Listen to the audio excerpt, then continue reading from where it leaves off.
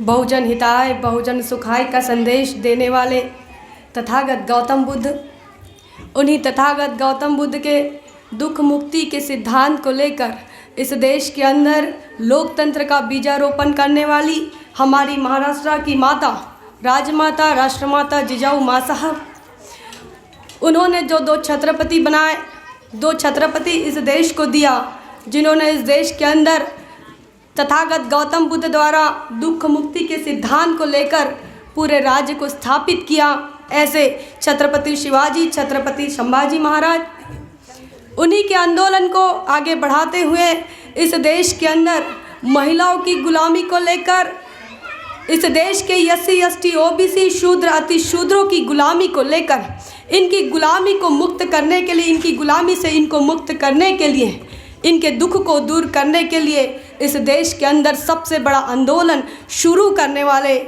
महात्मा ज्योतिराव फुले साहब, उसी प्रकार उनका कंधे से कंधा मिलाते हुए साथ देने वाली हमारी माता सावित्रीबाई फुले, इन तमाम महापुरुषों के आंदोलन को समझकर पढ़कर इस देश के अंदर बराबरी की व्यवस्था कैसी लाई जाए। इस देश के अंदर इंसान को इंसान नहीं मान रहे, तो ऐसे में कैसे जिन लोगों को इंसान नहीं मान रहे उनको कैसे मौका मिला जाए, उन्हें कैसे मौका दिया जाए। इस बात के लिए इस देश को आरक्षण का नया कंसेप्ट बताने वाले आरक्षण के जनक छत्रपति शाहू जी महाराज, इन महामानव के आंदोलन को समझकर, इन महामानव के आंदोलन का उत्तराधिकारी बनकर इस देश के अंदर भारत को संविधान देकर इस देश के तमाम दलित शोषित पिछड़ों के समस्या को दूर करने वाले, संवैधानिक ताकत इन महिलाओं को देने वाले डॉक्टर बाबा साहब अम्बेडकर, इन तमाम महामानवों का इस देश के अंदर 108-109 महापुरुष हो गए हैं। इन तमाम महापुरुषों के विचारों को लेकर कश्मीर से कन्याकुमारी तक, गुजरात से पोरबंदर से लेकर अरुणाचल प्रदेश तक घूमने वाले, बाबा साहब का नीला झंडा अपने कांधे पर लेने वाले बहुजन नायक मान्यवर कांशीराम साहब, और उसी प्रकार इस देश के अंदर सबसे बड़ी महिला शक्ति, सबसे बड़ी नारी शक्ति आयरन लेडी बहन कुमारी मायावती जी, इन तमाम लोगों को मैं अभिवादन करती हूं और अपनी बात को शुरू करती हूं। साथियों, जैसा कि आप जानते हैं, मैं बहुजन समाज पार्टी में काम करती हूं और हमारा उद्देश्य यही रहा है समाज को ये बताने का कि भाई आपको शासक बनना है। हमारी टैगलाइन ही रही है। हमने जब से होश संभाला तो हमने यही बात सुना है कि भाई आप शासक बन जाओ। अगर आप शासक बन जाते हो तो आपकी समस्या सुलझ जाएगी। आपको लगेगा भैया इंजीनियर स्नेहा पागल जैसी बातें करती हैं, जहाँ पर जाती हैं एक ही भाषण देती हैं। तो ऐसा है, हमारे मान्यवर कांशीराम साहब कहते हैं हमारा जो मुद्दा है, हमारा जो उद्देश्य है, हम उस उद्देश्य से हमें कभी भटकना नहीं चाहिए। हम जिस उद्देश्य को पाना चाहते हैं, हम जिस चीज़ को अचीव करना चाहते हैं, उस उद्देश्य से आपको भटकना नहीं चाहिए। और इसलिए आपको हर बार उस चीज़ को रिपीटेशन होना चाहिए, बार बार उसको आपको याद करना चाहिए। ऐ मेरे बहुजन समाज की तमाम महिलाओं, मेरी माताएं बहनों, आप तमाम लोगों को मैं ये चीज़ बताना चाहूँगी। इस बहुजन आंदोलन में आज हम काम कर रहे हैं, हम जो काम कर रहे हैं इसकी नींव, इसकी जड़ें कहीं और रही हैं।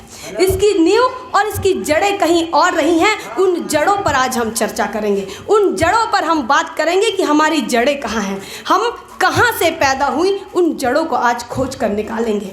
आप मुझसे तमाम लोग मुझसे बड़े हैं उम्र में, आप तमाम लोग मुझसे अनुभव में ज़्यादा हैं, बावजूद इसके आपको लग रहा होगा कि ये बड़ी ज्ञान दे रही हैं, लेकिन ये मेरा बड़प्पन नहीं है, ये आपका बड़प्पन है कि एक छोटी सी बच्ची को आपने जिसको खेलते हुए देखा वो आज आपके सामने दो शब्द कहने के काबिल हुई है।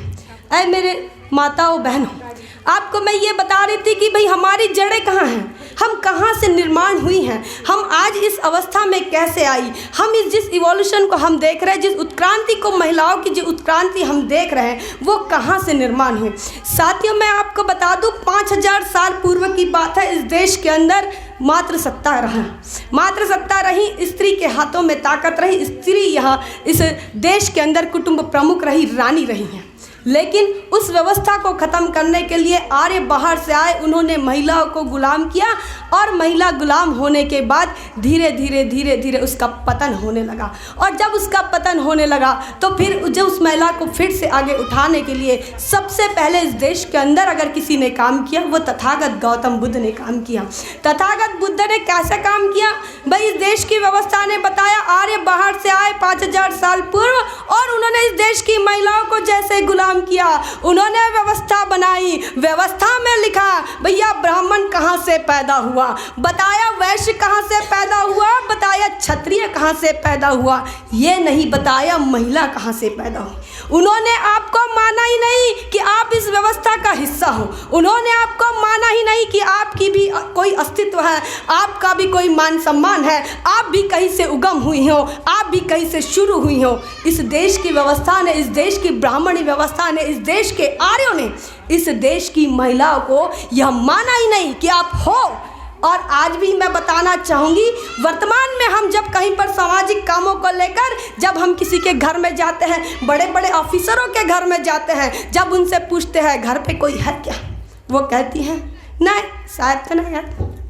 आप हो घर पे, लेकिन वो कहती है नहीं घर पे कोई नहीं है, क्योंकि साहब घर पे नहीं है, मेरा होना नहीं होना कोई मतलब ही नहीं है। साथियों ये बात कहीं से आई है? वो इस देश की व्यवस्था ने हमको सिखाई है, वो हमारे दिलो दिमाग पर राज कर रही हैं। और इसीलिए हमारी महिला कहती है नहीं बाबू घर ही ना आया, साहब घर ही ना आया, गुरुजी घर ही ना आया, पर तू नहीं, हमें नहीं पता। साथियों बच्चों को पूछो, किसी भी बच्चों को उठाओ, पूछो आपके पिताजी क्या करते हैं, बताएंगे मेरे पिताजी मास्टर है, डॉक्टर है, इंजीनियर है। माँ क्या करती हैं? कुछ नहीं करती। अच्छा आपको नहला कर कौन देता है? मम्मी नहला कर देती है। आपको टिफ़िन कौन बना कर देता है? मम्मी करके देती है। आपको होमवर्क आपका कौन कंप्लीट करता है? मम्मी करती है। लेकिन हमारे बच्चों को जब पूछा जाए मम्मी क्या करती हैं, मम्मी तो कुछ नहीं करती। पापा क्या करते हैं? पापा मेरे मास्टर हैं।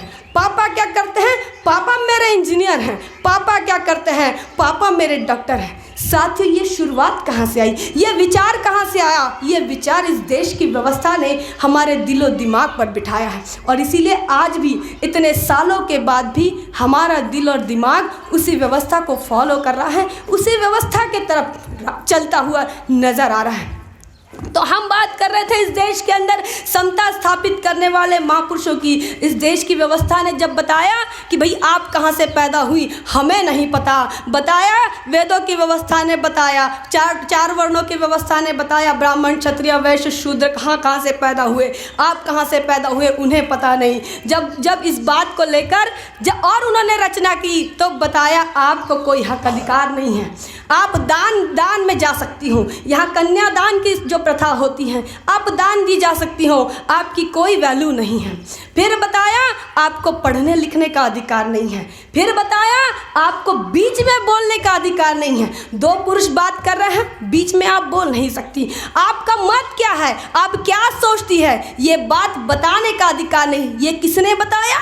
ये व्यवस्था ने बताया। आज जो हमारे घरों के अंदर होता है, जब दो लोग बात करते हैं, घर परिवार में शादी विवाह की चर्चा होती है, कोई भी डिसीजन लिया जाता है, और जब एक आधी घर की महिला नहीं मला वाटते असं नाही व्हायला पाहिजे, असं व्हायला पाहिजे, तू चुप बस, तेरे को क्या समझता है? ये व्यवस्था कहाँ से आई? ये व्यवस्था उन्हीं ब्राह्मणी व्यवस्था से आई। तू चुप बैठ, तुझे नहीं समझता, या तुम्हारा मत भी हमें कोई ज़रूरत नहीं है, तुम क्या सोचती हो, तुम्हें क्या बताना है, हम सुनना पसंद नहीं करते। ये भी व्यवस्था अगर किसी की देन है, इस देश की सवर्णों की देन है, इस देश के ब्राह्मणी व्यवस्था की देन है। उन्होंने जिन्होंने तुम्हारे एजुकेशन का विरोध किया, भले तुम पढ़ लिख नहीं सकते। उन्होंने बताया महिलाएं तो उल्टा होती हैं। व्यवस्था ने बताया महिलाएं उल्टा होती है, उनका कोई चरित्र नहीं होता, वो अपने बाप के साथ अकेली नहीं बैठ सकती, वो अपने भाई के साथ अकेली नहीं बैठ सकती, क्योंकि वो गलत रास्ते को महिला जो है वो पुरुषों को लेकर जाती है। इस तरीके से इस देश के अंदर महिलाओं का अपमान हुआ। वोट के अधिकार की बात तो बहुत बड़ी बात है जो हमें मिल गया, लेकिन ये बताया तुम्हारा चरित्र ही ऐसा है। ये बताने का काम धर्म ग्रंथों ने किया, जिन धर्म ग्रंथों को हम अपना मानते हैं, जिन धर्म ग्रंथों पर विश्वास रखकर हम पूजा पाठ और उपासना करते हैं, उन्होंने बताया तुम्हारी कोई औकात नहीं है। उन्होंने बताया तुमको कोई आज़ादी नहीं मिलनी चाहिए। बोले अगर तुम पैदा हो गई तो अपने पिता के अधीन रहना, अगर तुम जवान हो गई अपने पति के अधीन रहना, अगर तुम बूढ़ी हो गई तो अपने बेटे के अधीन रहना, लेकिन तुम कभी आज़ाद नहीं रह सकती। व्यवस्था ने तुमको ऐसा परिधान दिया कि तुम कभी धन इकट्ठा नहीं कर सकते। व्यवस्था ने बताया तुम्हारा जेब नहीं होगा, तुम पैसा नहीं रख सकती, तुम धन इकट्ठा नहीं कर सकती। ये तो बाबा साहब के संविधान की देन है कि ऐसे ऐसे पर्स आज मार्केट में अवेलेबल हैं कि हम खूबसूरत खूबसूरत पर्स लेकर आज घूम रहे हैं। ये औकात किसी ने बनाई इस व्यवस्था के खिलाफ जाकर। जिन 109 महापुरुषों ने काम किया उस व्यवस्था की देन है, हमारे फुले शाहू बाबा साहब की देन है कि आज हम पैसा अपने जेब में रख सकते हैं, आज हम अपने डिसीजन ले सकते हैं। साथियों, इस देश के अंदर इस व्यवस्था को लाने के लिए हम अपना पर्स अपने हाथों में पकड़ सके, हम अपने मर्जी के कपड़े पहन सके, हम अपने मर्जी के रंग चुन सके, हम अपने मर्जी का लड़का चुन सके, हम अपने मर्जी का शादी का हॉल चुन सके। ये तमाम चीज़ों को करने के लिए प्रजापति गौतमी से लेकर महामाया से लेकर इस देश के अंदर संघर्ष होते आया है सावित्रीबाई फुले तक। और उन्होंने यह आंदोलन चलाया, उन्होंने ये आंदोलन चलाया। सबसे पहले इतिहास के पन्नों को अगर आप पलटो, प्रजापति गौतमी ने बताया कि जो व्यवस्था तथागत बुद्ध ने बताई भाई समता होनी चाहिए, क्योंकि व्यवस्था ने बताया समता नहीं होनी चाहिए, समता नहीं होनी चाहिए। व्यवस्था ने बताया नहीं होनी चाहिए, बुद्धा ने बताया होनी चाहिए। दूसरी बात बुद्धा ने बताया आज़ादी होनी चाहिए, व्यवस्था ने बताया आज़ादी नहीं होनी चाहिए, गुलामी ही होनी चाहिए। चाहे महिला हो, चाहे महिलाओं के साथ साथ इस देश का बहुजन समाज हो, वो गुलाम ही होना चाहिए। व्यवस्था ने बताया गुलामी होनी चाहिए, बुद्धा ने बताया नहीं आज़ादी होनी चाहिए। व्यवस्था ने बताया इस देश के अंदर न्याय नहीं होनी चाहिए, अन्याय होते रहना चाहिए। ऊपर के लोगों ने नीचे के लोगों पर हमेशा अन्याय करना चाहिए, चाहे फिर उसमें महिला ही क्यों ना हो। महिलाओं के ऊपर भी अन्याय होने चाहिए, महिलाओं के ऊपर भी अत्याचार होने चाहिए, महिलाओं का भी शोषण होना चाहिए, मानसिक शोषण होना चाहिए, शारीरिक शोषण होना चाहिए। बुद्धा ने बताया नहीं, न्याय होनी चाहिए, न्याय की स्थापना करनी चाहिए। उस व्यवस्था के लिए बुद्धा ने काम किया। व्यवस्था ने बताया यहाँ पर कोई किसी के साथ मैत्री भाव नहीं रखेगा, नफरत होनी चाहिए। व्यवस्था ने बताया, सवर्णों की ब्राह्मणों की व्यवस्था ने बताया कि यहाँ पर भाईचारा नहीं होना चाहिए, यहाँ पर जाति जाति में एक दूसरे के साथ द्वेष होना चाहिए। इस देश के अंदर चमारों को महार पसंद नहीं, महार को भंगी पसंद नहीं, भंगी को मेहतर पसंद नहीं। ये तो शेड्यूल कास्ट की बात है। ओबीसी की बात करें, कुंभी को तेली पसंद नहीं, तेली को पवार पसंद नहीं, पवार को सुतार पसंद नहीं। ओबीसी की बात कर रहे हैं। अगर आदिवासी की बात करो, मुंडा को गोवारी पसंद नहीं, गोवारी को गौंड पसंद नहीं, गौंड को माना पसंद नहीं। इस प्रकार एक दूसरे के साथ जातिगत जो द्वेष है वो व्यवस्था ने बनाए रखने का काम किया। बुद्धा ने बताया नहीं, मैत्री होनी चाहिए। क्या बताया? मैत्री का निर्माण होना चाहिए, एक दूसरे के अंदर भाईचारा निर्माण होना चाहिए, ब्रदरहुड निर्माण होना चाहिए। ये बात बुद्धा ने बताया, ये बात प्रजापति गौतमी समझ गई। इस देश के अंदर जो दुख है, इस देश के अंदर जो महिलाओं की तकलीफें हैं, उन तकलीफों को अगर दूर करना है, उन महिलाओं के आत्मसम्मान को, सेल्फ रिस्पेक्ट को अगर जिंदा रखना है, तो मिशन में काम करना पड़ेगा। कौन से मिशन में काम करना पड़ेगा? वही जो बुद्धा ने बताया। बुद्धा ने बताया समता, स्वतंत्रता, न्याय और भाईचारा, इस मिशन में काम करना चाहिए। प्रजापति गौतमी ने कफन बांधा, पल्लू कमर को खोचा और बुद्धा के पास गई। बेटा तेरा जो सिद्धांत है वो सिद्धांत बहुत अच्छा है और हम उस सिद्धांत को देश के कोने कोने में पहुंचाने के लिए ये तेरी माँ चाहती है कि मैं तेरे साथ काम करूं।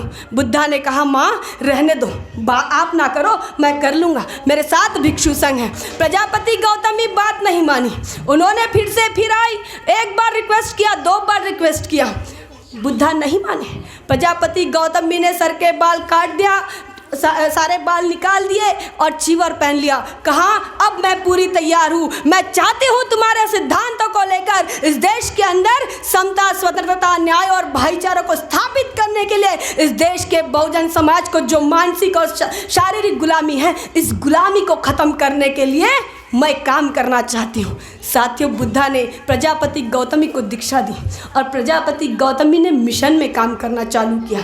हमारे तुम्हारे उद्धार के लिए सबसे पहले प्रजापति गौतमी, बुद्धा की माता, उन्होंने काम किया और वहाँ से आंदोलन शुरू हुआ। यशोधरा ने काम शुरू किया। और साथियों, यही हमारी संस्कृति रही है कि महाराष्ट्र के अंदर राजमाता जिजाऊ का निर्माण होता है। राजमाता जिजाऊ पैदा होती हैं और वो फिर से इस गुलामी को लेकर फिर से आंदोलन छेड़ती हैं। वही जो बात बुद्धा ने बताई थी, समता, स्वतंत्रता, न्याय और भाईचारा होना चाहिए, उस बात को लेकर इस महाराष्ट्र के अंदर जिजाऊ माँ साहब काम करती हैं। क्यों करती हैं? क्योंकि बुद्धा के विचारधारा के अनुसार, बुद्धा के सिद्धांत के अनुसार गुलाम माँ गुलाम बच्चों को जन्म देती है। और अगर आज़ाद ख्याली माँ है, अगर वो इस देश के अंदर समता, स्वतंत्रता, न्याय और बंधुत्व को मानने वाली माँ है, वो अपने बच्चों को छत्रपति शिवाजी के जैसे पैदा करेगी। और जिजाऊ माँ साहब ने वो किया। ऐ मेरे बहनों, जब हमारी शादी होती है, हम जब अपने पतियों के घर जाते हैं तो उनके हमारे पति पूछते हैं कि आपको क्या चाहिए। शादी नई शादी हुई और हमें पूछा जाता है कि आपको क्या चाहिए। हमारी कितनी पहुंच है? ज़्यादा से ज़्यादा एक ड्रेस। आजकल की नई लड़कियां ड्रेस खरीदेगी, इसके पहले 10 साल पहले लड़कियां साड़ी मांगती होंगी। ज़्यादा से ज़्यादा और क्या, सैंडल मिल जाए, इतना ही काफ़ी है, इतना ही काफ़ी है। नई शादी हुई तो हमें क्या चाहिए? नया ड्रेस चाहिए, या तो साड़ी चाहिए, या तो सैंडल चाहिए, या पर्स चाहिए।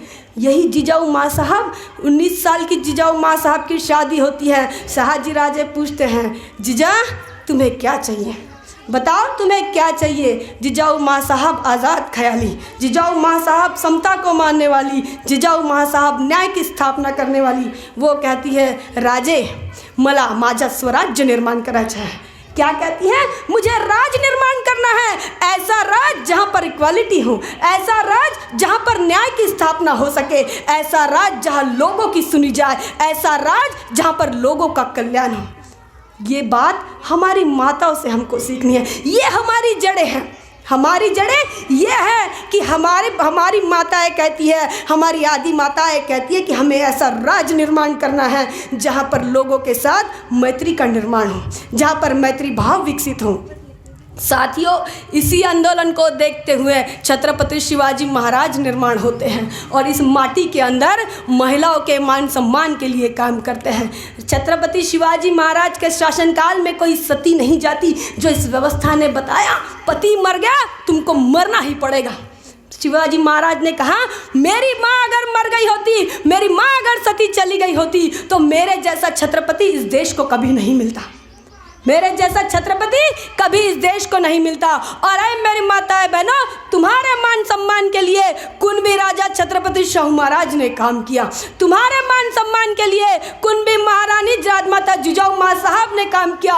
ये हमारी जड़ें हैं। ये जड़ें आज के इस महिला दिन के अवसर पर मैं आपको याद दिलाना बड़ा महत्वपूर्ण समझती हूँ। इसी के पश्चात इस देश के अंदर हमारी जड़ों को अगर हम याद करते हैं तो इस देश के अंदर छत्रपति महात्मा ज्योतिराव फुले ने भी काम किया। जिन छत्रपति शिवाजी महाराज ने महिलाओं के मान सम्मान के लिए काम किया, उन छत्रपति शिवाजी महाराज को ये देश भुला चुका था। उन्हें बाहर लाने का काम, उनके इतिहास को खोजने का काम किसने किया? मरार और ओबीसी समाज से आने वाले महात्मा ज्योतिबा फुले ने किया। उनके ऊपर गीत लिखे, उनके ऊपर पवाड़े लिखे, उनके ऊपर किताबें लिखी और बताया समाज को हमारे देश के अंदर एक राजा हुआ, छत्रपति शिवाजी हुए, छत्रपति संभाजी हुए, राजमाता जिजाऊ माँ साहब हुई, जिन्होंने इस देश के अंदर मान सम्मान का, सेल्फ रिस्पेक्ट का मूवमेंट चलाया। और इसके बाद भी इस आंदोलन में काम करते हुए महात्मा ज्योतिराव फुले का अपमान होता है। महात्मा ज्योतिराव फुले को शादी के बारात से भगा दिया जाता है। उनके ब्राह्मण साथी की शादी होती है, शादी में जाते हैं जैसे हम अपने दोस्तों की शादी में जाते हैं। दोस्तों की शादी में जाते हैं, पता चलता है ये तो मरार समाज का आदमी है, ये यहाँ आया कैसे ब्राह्मणों की बारात में। इस बात को लेकर उनका अपमान किया जाता है और उन्हें शादी से भगा दिया जाता है। Can you imagine? आप इमेजिन कर सकते हो कि आपको कोई किसी शादी से भगा दे? ये बात महात्मा ज्योतिराव फुले के साथ होती है। हमारे महापुरुष जिनको हम आज पूज रहे हैं, जिन्होंने हमारे मान सम्मान के खातिर जिन्होंने काम किया उन्हें शादी के मंडप से भगा दिया जाता है, बारात से बाहर निकाला जाता है। महात्मा ज्योतिराव फुले जाते हैं, दूर जाकर तालाब के किनारे बैठते हैं, रोते रहते हैं कि मैं इतना पढ़ा लिखा आदमी, मैं अपने घर का पटेल आदमी, मेरे साथ ऐसा हो गया। तो इस देश का वो बहुजन समाज, वो तबका जिन्हें कपड़े पहनने की अकल नहीं है, जिनके कमर में झाड़ू है, जिनके गले में मटके हैं, वो तो सड़क पर थूक भी नहीं सकते, वो सड़क पर बेखौफ चल नहीं सकते, उनका क्या होगा। साथियों, महिलाएं हंस रही थी, जिनके कमर में झाड़ू थी, जिनके गले में मटका था, कपड़े पहनने की अकल नहीं, अधनंगे कपड़े पहनकर वो महात्मा फुले पर हंस रही है कि अरे क्या आदमी जैसा आदमी और रो रहा है। वो हंस रही है, इतना बड़ा आदमी है, रो रहा है, आदमी रो रहा है। महात्मा फुले इसलिए रो रहे हैं कि मैं पढ़ा लिखा आदमी हूँ, फिर भी मेरा अपमान इस देश की व्यवस्था ने किया, इस देश की ब्राह्मणी व्यवस्था ने किया, इस देश के दलितों का, पिछड़ों का क्या होगा। लेकिन अस्पृश्य जाति की, हमारी तुम्हारी जाति की महिलाएं कपड़े पहनने की अकल नहीं, झाड़ू पीछे लगा हुआ, गले में गाड़गा है, और लेकिन उसको कुछ समझ में नहीं आ रहा, उनको लग रहा है आदमी रो रहा मतलब बहुत बड़ी बात हो गई, वो इसलिए हंस रही है। साथियों, तब महात्मा ज्योतिबा फुले को समझ में आया, गुलामों को गुलामी की खबर ही नहीं है, गुलामों को गुलामी की खबर ही नहीं है। वो अपनी स्लेवरी को एंजॉय कर रहे हैं, वो अपनी गुलामी को एंजॉय कर रहे हैं, उनको लग रहा है सही है, सब सही है, कमर में झाड़ू है, ये तो व्यवस्था की देन है। हमारे कोई बुरे कर्म हो गए इसलिए हमारे पीछे झाड़ू है, हमारे गले में मटका इसलिए है क्योंकि हमने कोई गलत काम किया होगा। और इस बात को देखते हुए महात्मा ज्योतिराव फुले को लगा अगर यहाँ इस देश के अंदर अगर परिवर्तन लाना है तो पहले महिलाओं को पकड़ना पड़ेगा, पहले महिलाओं को पकड़ना पड़ेगा, महिलाओं की गुलामी को ख़त्म करना पड़ेगा, क्योंकि गुलाम माँ तो गुलाम बच्चे पैदा करेगी। अगर महिलाओं के अंदर परिवर्तन आ जाएगा तो परिवर्तन इस देश के अंदर आ पाएगा, जैसे कि हमारे ताई ने भी इसके पहले इस बात का जिक्र किया है। साथियों, यहाँ पर जो है वो चिट्ठी आ चुकी है, 5 मिनट में मैं कंक्लूड करना चाहूँगी। इस देश के अंदर महात्मा ज्योतिराव फुले के साथ कंधे से कंधा मिलाते हुए हमारी सावित्रीबाई फुले ने काम किया। सावित्रीबाई फुले ने जब काम करना शुरू किया तो ऐसे ही नहीं किया, बड़ी तकलीफ़ें आई। वहाँ पर उनके साथ एक 8 साल की बच्ची उनके स्कूल में पढ़ा करती थी, जिसका नाम काशीबाई घोले था।